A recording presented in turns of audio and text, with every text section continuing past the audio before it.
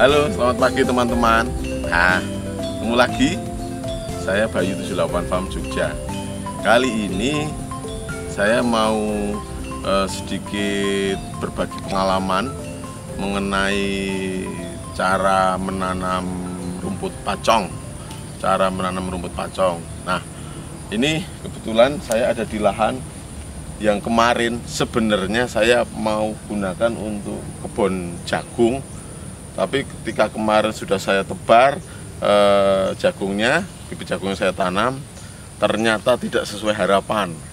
Tidak sesuai harapannya karena biji jagungnya dimakani semut gitu. Jadi kebetulan memang semutnya di area sini agak banyak, terus daripada nunggu waktu, saya putuskan saya ganti menjadi lahan rumput pacong. Nah, ini teman-teman, ini saya sekedar sharing pengalaman untuk penanaman rumput pacong. Nah, ini seperti ini teman-teman. Ini saya nanamnya seperti ini. Sebenarnya metode tanamnya ada 3 teman-teman. Metode tanamnya ada 3. Pertama, metode tanam tegak teman-teman. Ini tegak seperti ini. Tegak. Kalau orang-orang luar negeri sukanya nanam tegak atau miring seperti ini, miring 45 derajat seperti ini teman-teman. Ini miringnya. Atau nanti dikubur semua. Nah, seperti ini teman-teman. Nah, pada prakteknya saya di sini lebih suka pakai metode yang ini teman-teman, miring seperti ini teman-teman. Nah, ini bisa dilihat, ini miring 45 derajat teman-teman. Nah, kenapa kok miring? Hasil pengamatan kami, bibit yang ditanam miring itu dia pertumbuhan tunasnya lebih cepat. Kemudian karena kami nanamnya 2 ruas itu atas dan bawah gini teman-teman, atas dan bawah.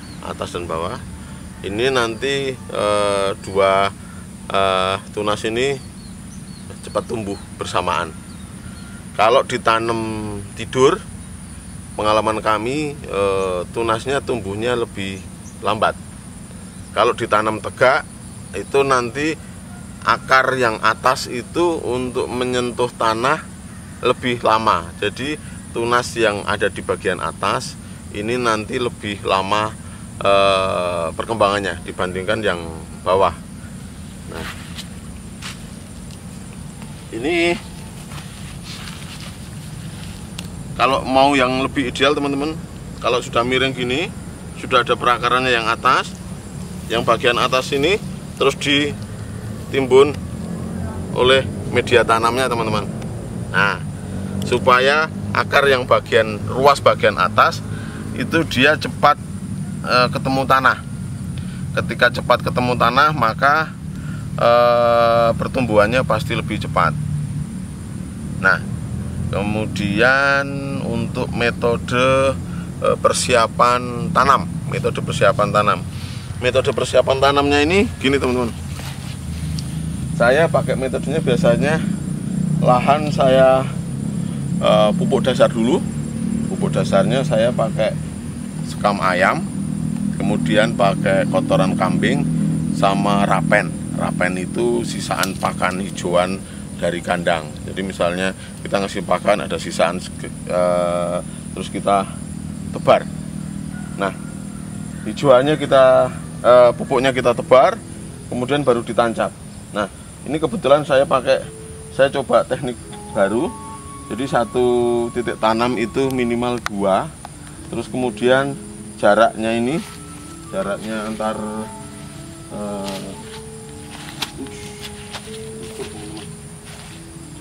ini sekitar 30 cm. Sebenarnya ini enggak ada harus berapanya. Cuman saya lagi cobain 30 cm. Kemudian gangnya ini saya nyebutnya ini gang. Gang ini kurang lebih 40 sampai 50 cm. Gang ini nanti kita fungsikan untuk kalau pas posisi panen dan mupuk berikutnya. Jadi supaya kru tidak menginjak area rumput pacong. Nah, sebenarnya metode ini juga bisa diberlakukan untuk penanaman rumput odot, untuk penanaman jenis-jenis rumput lainnya, teman-teman. Nah, perlakuannya nanti biasanya kalau pakai pupuk yang saya sebutkan tadi itu tidak perlu pakai pupuk kimia lagi, teman-teman. Jadi lebih hemat. Hanya saja memang rumput liarnya langsung tumbuhnya luar biasa. Rumput liarnya kan nanti juga bisa untuk pakan. Nah, ini lahan sewa. Jadi semua lahan pakan hijauan di 78 Farm itu sewa. Nah, dari video-video sebelumnya banyak yang memberikan komentar, wah saya nggak punya lahan segala macam. Saya sewa, teman-teman. Tidak ada satupun lahan hijauan saya yang tidak sewa. Semua sewa. Semua sewa. Nah, di sini sewanya 15 juta per hektar per tahun. Mungkin di tempat teman-teman bisa lebih murah atau mungkin lebih mahal sedikit. Nah, saya patokannya harga itu. Nah, nanti naik turunnya berapa gitu. Nah, lahan pacong ini biasanya pasti nanti kita selipi tanaman-tanaman ramban-rambanan, entah itu singkong karet, entah itu turi, gamal, indigo vera, pisang, pepaya gitu. Nah, selain ramban pasti saya juga nanam pohon buah yang bisa produktif. Nah, saya baru mainnya 3, pepaya, jambu kristal, sama pohon pisang. Nah, fungsinya supaya dari lahan ketika kita sudah panen pakan, tapi kita juga punya pendapatan lain. Kita punya pendapatan dari hasil lainnya. Nah, itu nanti yang bisa jadi solusi supaya peternak itu tidak hanya mengandalkan jual ternak untuk dapat income. Kalau hanya mengandalkan jual ternak untuk dapat income, nanti judulnya agak repot. Coba saya kasih lihat yang kebun sebelahnya, teman-teman. Yuk, teman-teman.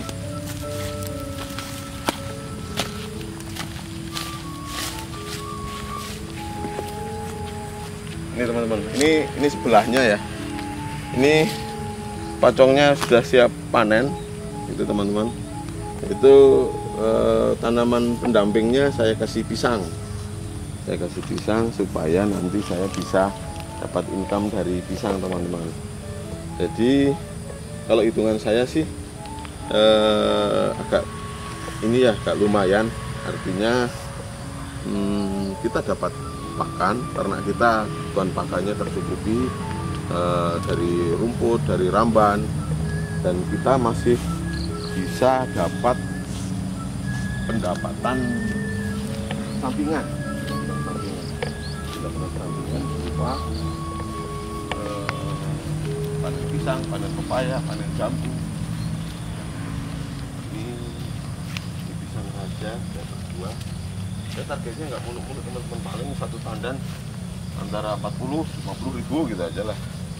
Tapi nanti kalau konsisten menanam ya kita akan konsisten panen. Ini penampakan lahan pacong yang sudah dipanen sekitar seminggu lalu dan sudah dipupuk ulang. Jadi setiap panen itu pasti dipupuk, pasti dikasih nutrisi lagi lahannya. Nah, kalau yang sebelah ini, teman-teman, ini orang-orang saya ngarit sama anak-anak magang, ada yang dari UGM dan ada dari pondok pesantren. Nah, ini bisa disaksikan, teman-teman, itu tanaman pendampingnya juga tanaman pisang.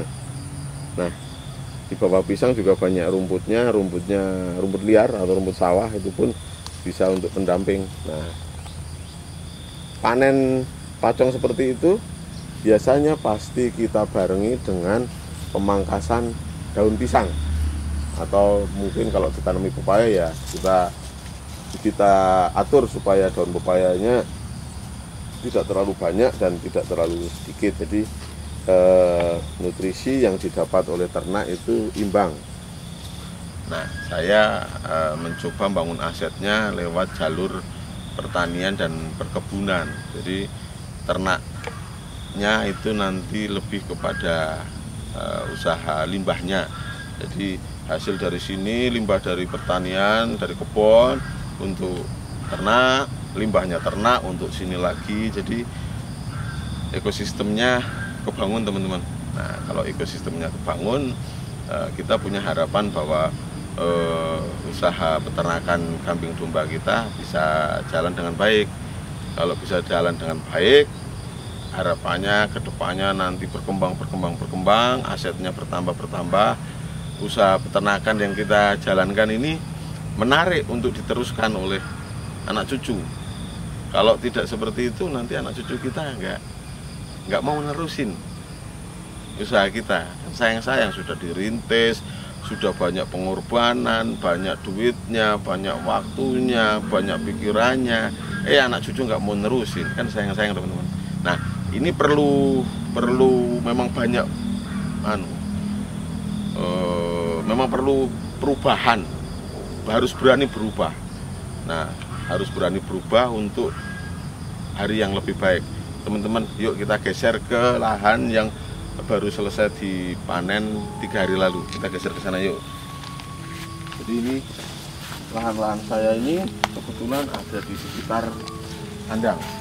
Semua ada di sekitar kandang. Paling jauh lingkupnya 3 kilo dari kandang. Jadi saya memang ini teman-teman, saya memang nyeting untuk supaya tidak terlalu jauh dari kandang, karena nanti urusan teknis lah, entah biaya, entah waktu, segala macam. Ini perwujudan sekam ayam.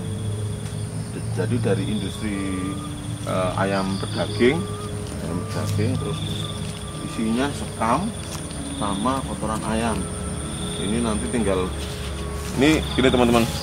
Ini posisi lahan sedang dipanen. Tapi pupuknya sudah saya siapkan. Jadi saya tidak nunggu waktu. Jadi begitu selesai panen, pupuk tebar. Selesai panen, pupuk tebar. Terus gitu. Terus. Kerjanya nggak mudah, teman-teman. Tapi ya lumayan hasilnya lah. Yuk, kita lanjut ke di lahan yang pertama tadi sama lahan yang dulu, kurang lebih jaraknya cuma 50 meter. Misalnya lahan ini kandang kurang lebih cuma 40 meter.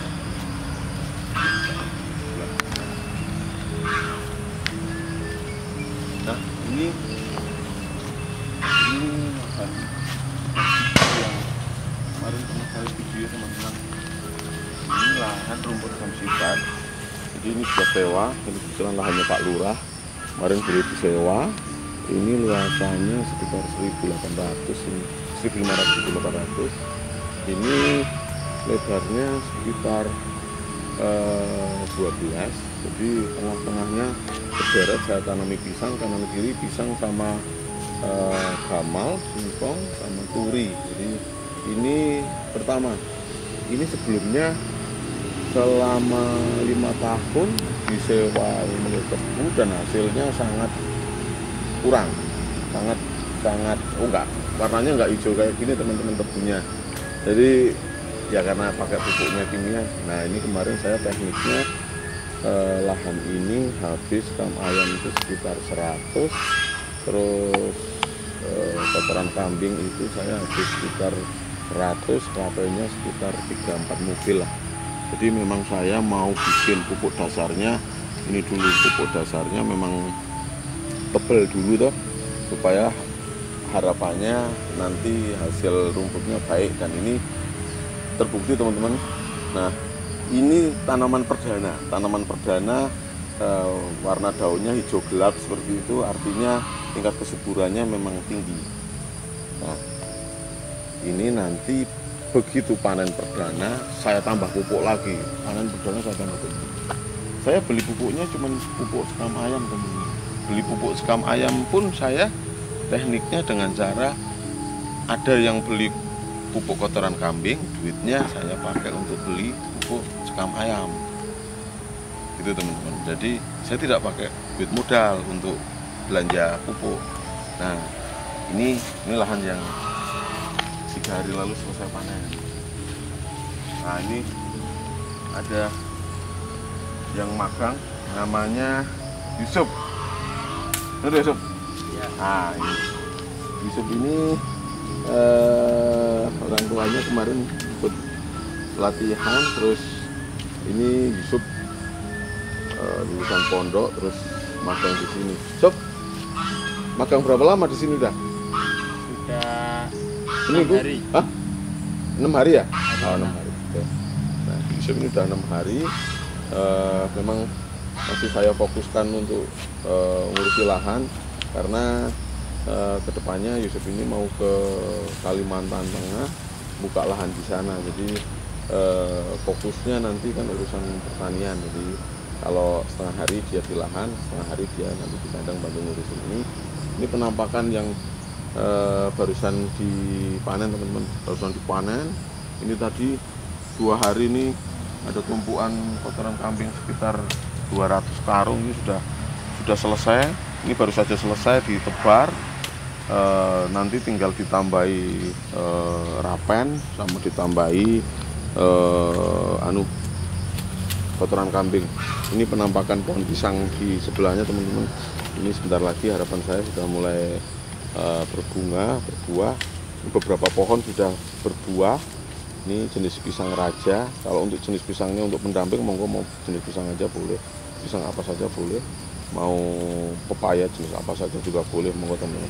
Karena ini memang hanya lahan sewa, saya tanam tanaman yang andai kata suatu saat itu sewanya tidak boleh diperpanjang, saya bisa pindahkan pohonnya dengan cepat. Jadi misalnya, ini lahan nggak boleh diperpanjang, ya udah. Rumpun pisangnya tinggal saya pindah ke lahan baru, ya udah gitu aja. Kalau saya tanami tanaman keras udah nggak bisa dipindah. Misalnya saya tanami durian gitu, udah nggak bisa dipindah. Saya tanam jambu juga beberapa saja. Jadi tiap lahan saya ada tanami jambu kristal, tapi cuma beberapa, tidak serapet kalau pepaya sama pisang. Pisang ini saya jaraknya 3 meteran teman-teman. Nah, ini ya teman-teman, sekilas mengenai seputaran bagaimana kita menyiapkan lumbung pakan untuk ternak kita. Ini kebetulan hari ini ngambil videonya mengenai lahan-lahan rumput pacong. Nah, perkiraan saya masih sekitar sebulan 2 bulan teman-teman hujannya. Nah, bagi teman-teman yang memang belum sempat untuk memperluas lahan hijauannya, silakan dimaksimalkan. Jangan merasa wah udah cukup, jangan. Karena kalau teman-teman main breeding nanti ya untuk antisipasi ledakan populasi, jadi populasinya bisa tiba-tiba bertambah banyak gitu. Nah, ini pun dengan semakin banyak punya lumbung pakan, maka pekerjaannya semakin mudah. Kita tidak terlalu pusing di luar sana, harga pakan-pakan tambahan harganya naik terus, nggak pernah turun. Nah, kita nggak pernah pusing. Oke, gitu ya teman-teman. Terima kasih sudah menyaksikan video ini. Jangan lupa like, subscribe, komen, share, pencet tombol lonceng merahnya supaya teman-teman tidak ketinggalan video-video kami selanjutnya. Sukses selalu teman-teman. Terima kasih.